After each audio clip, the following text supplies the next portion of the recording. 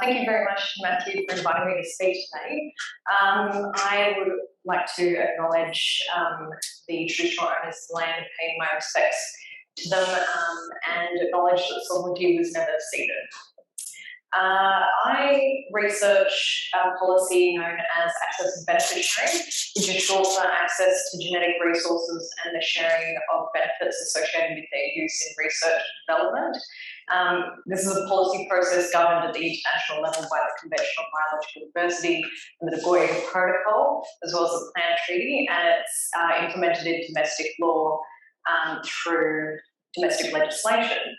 Today I'll talk about data sharing during public health emergencies with a particular focus on the sharing of pathogen samples, so samples of the disease-causing agent. And I think the use of patient samples containing SARS-CoV-2 have been some of the richest sources of data during the COVID-19 pandemic. So today I'll discuss the requirements to share data with the World Health Organization under the international health regulations. I'll have a look at what public health data cover and also what that category does not cover. And then we'll look at some of the legal confusion around the status of pathogens under international law and the case study on the MERS coronavirus outbreak in Saudi Arabia in 2012 should help to demonstrate how this ties in with the TRIPS discussion that we've been having today. So I call this talk a tale of two coronaviruses, but actually there's three coronaviruses in this. So the first one that I'll talk about is the SARS coronavirus, which emerged in China in 2002 and caused an epidemic of severe acute respiratory syndrome. China was not particularly forthcoming with information during that epidemic, and it led the World Health Organization and its member states to start to revisit the international health regulations. So the revised international health regulations included provisions on notification and information sharing during unexpected or unusual public health events. Article 6 of the IHR states in part that each state party shall notify WHO within 24 hours of assessment of public health information all events which may constitute a public health emergency of international concern within its territory. And it states that this includes case definitions, lab results, the source and type of the risk, number of cases and deaths, conditions affecting the spread of disease, and any health measures already employed to contain that disease. So that term public health information is quite broad, but what it doesn't include are pathogen samples or the genetic sequence data of the pathogens, what you've probably heard referred to as the pathogen genome during the current coronavirus coverage. The pathogen sample is used to develop vaccines and antivirals, and the genetic sequence data is useful for a whole host of things, including tracking the spread of evolution of the virus and identifying the emergence of new variants of concern. This omission in the IHR caused huge problems for the World Health Organization. In 2007, H5N1 avian influenza was causing human infections in Indonesia. There was about an 80% case fatality rate at the time, and it looked like they were starting to get human-to-human transmission of the virus that was previously thought to be transmitted only from birds to humans. So these were really valuable samples that Indonesia had, but they refused to share them with the World Health Organization, which at that point had been relying on the informal sharing of influenza virus samples for about 5 decades to monitor the spread of seasonal influenza and also the emergence of any pandemic strains, and then also to provide viruses to vaccine manufacturers to make either seasonal or pandemic influenza vaccines. Indonesia had found out that some samples they shared with the WHO in the past had been handed over to vaccine manufacturers without Indonesia's knowledge or consent. This, they argued, went against the UN's Convention on Biological Diversity, which states that countries have sovereign rights over their natural resources. I'll just wait till you've got the photo. Did you want the slide? That was a bit. And so any access to the genetic resource should be with the prior informed consent of the originating state and should be on mutually agreed terms.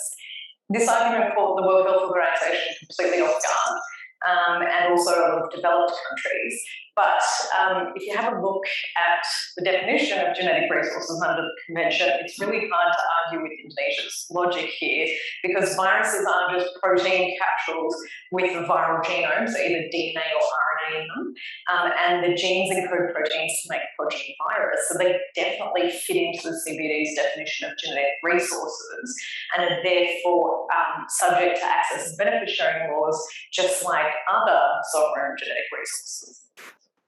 In 2011, the World Health Assembly adopted the Pandemic Influenza Preparedness Framework, or PIP framework, which recognised that states have sovereignty over their biological resources and creates a system where member states are encouraged to share their influenza virus samples with the WHO in exchange for the potential to access antivirals and vaccines in the event of an influenza pandemic.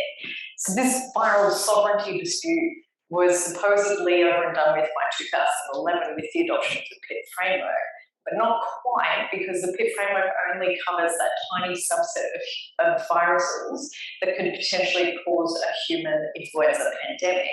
All other viruses and all other pathogens still fall within the CBD and the Waiver protocol. The Nagoya Protocol is just a supplementary agreement to the CBD. It was adopted in 2010, and it sort of just puts meat on the bones of Article 15, which was about access and benefit sharing in the CBD.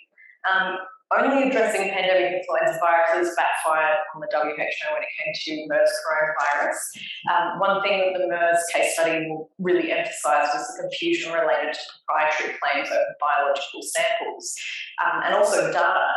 And because they are very often the inputs to research and development of medical countermeasures, they can be tied up in not only sovereign claims, but also intellectual property claims. So we'll take a look at the case study. This is from some work that I helped do with Georgetown University Centre for Global Health Science and Security in 2018. And we conducted a study for the Wellcome Trust looking at data sharing during the Ebola outbreak in West Africa in 2014 to 2016. And I headed a study looking into data sharing during the MERS coronavirus outbreak of 2012. It's a really interesting story to be told about the sharing of pathogen samples in this case study, but I'll also cover some of the more general data sharing findings that we had that aren't necessarily about samples, but that have something interesting to say about our current malady. If you'd like more details, this article is from the Journal of Healthcare Law and Policy, and it also points to the reports, the full study reports on the Georgetown website. So that gets into the nitty-gritty of methodology and findings, which I won't touch on today. So just a bit of background on the MERS coronavirus outbreak in Saudi Arabia 2012. The first the world knew about this Middle East respiratory syndrome was when a ProMed mail alert was posted by an Egyptian physician working in Saudi Arabia in September 2012. His patient had presented in June with an unknown respiratory illness, and he couldn't identify the causative agent. So he sent samples to Erasmus Medical Centre in the Netherlands. The team there isolated a novel coronavirus, and this is what was reported on ProMed Mail. And so ProMed Mail is a publicly accessible disease surveillance reporting tool. Since then, MERS coronavirus has been responsible for more than 2,500 lab-confirmed cases from people in 27 countries and more than 800 deaths. Most of the cases occurred around the Arabian Peninsula, but in 2015, the largest outbreak of MERS coronavirus outside of that area occurred in South Korea. That led to 186 confirmed cases and 38 deaths. There were many suggestions in the literature that issues related to data sharing had contributed to delays in the original response, the outbreak and research response to MERS. So we investigated this further by conducting anonymised interviews with the usual suspects, so clinicians and epidemiologists and representatives of the World Health Organization. But we also spoke to aid workers, anthropologists, international relations scholars, data scientists, funders, journalists and science communicators. We spoke to researchers at not-for-profit and for-profit biomedical research organisations. So we had a pretty broad range of people beyond what a lot of people would consider the typical public health workers. So the whole point of this study was to assess the legal, regulatory, administrative, ethical, technological and cultural variables that facilitated or obstructed data sharing during the outbreak and the research response. And we wanted to do this to identify opportunities to enhance data sharing in the future. We took a very broad conception of data to include clinical data, epidemiological data, lab data, surveillance data, the emergency response data, geospatial data, health facility data, knowledge and also pathogen samples and genetic sequences. We identified multiple barriers to data sharing throughout the original MERS outbreak that were not surprising, so issues with data quality and format, cultural barriers to obtaining data and the usual bureaucratic delays. One issue that wasn't surprising but that doesn't get talked about enough, although Sarah touched on this morning, is the role that individual egos can play in shaping the response. So in all the different chains of decision making, one person might decide not to pass information along and you've got yourself a major obstruction to data sharing. So remember, this study was conducted in 2018, well before any hint of what was to come with COVID, but there were some issues that were highlighted that will no doubt sound pretty familiar to everyone here as observers of the COVID pandemic. There was a lack of trust in official sources of information. There were restrictions on the news media, although we found that the media had played a mostly positive role in sharing outbreak information and even educating the public on interventions. There were problems with different levels of government communicating with each other, misunderstandings about whose role it was to collect and share certain types of data, and there was no infrastructure for data collection on off-label emergency drug use. And that last issue certainly been a problem in the early months of COVID-19. We've seen clinicians largely sharing this information informally between their networks and even on podcasts. But informal networks were one of the key enablers to data sharing during MERS. Some of these networks have been built around the global response to SARS a decade earlier and were resurrected during the MERS outbreak. Other enablers included the use of non-traditional media like private mail or Twitter. This was largely considered a positive during the MERS outbreak, so it's been particularly interesting to see the role of non-traditional media during COVID. And I think on the whole, many would see the influence of Twitter during this pandemic as a negative one, enabling the mind-boggling spread of misinformation and disinformation. There was another key enabler to data sharing during MERS, the fast tracking of publications by some journals, and I think we can see that this has become somewhat problematic during COVID. It's now quite common for researchers to put their research up on preprint servers before the peer review process. And that's led to some unverified information getting picked up and promulgated by the traditional media or social media. And that's how the anti-parasite drug ivermectin became known as a treatment for COVID-19. That manuscript was withdrawn from a preprint server, but it was essentially too late. In September this year, the podcaster Joe Rogan told his more than 13 million Instagram followers that he had contracted COVID and that he had already taken ivermectin, which can be toxic if not administered appropriately. There's plenty of room for research on COVID data sharing, but these sorts of comparisons can be a good reminder that something we considered to have played a positive role in an outbreak just a decade ago may not have the same effect during a public health emergency 10 years later. Okay, on to the pathogen samples. Our interviewees identified two key restrictions to accessing biological samples. So the patent application on the genetic sequence of MERS by Erasmus Medical Centre, and there was also a sovereignty-like claim over MERS samples by Saudi Arabia, which was essentially a backlash to that patent application. The Saudis' argument was somewhat moot because they'd already lost control of the virus samples.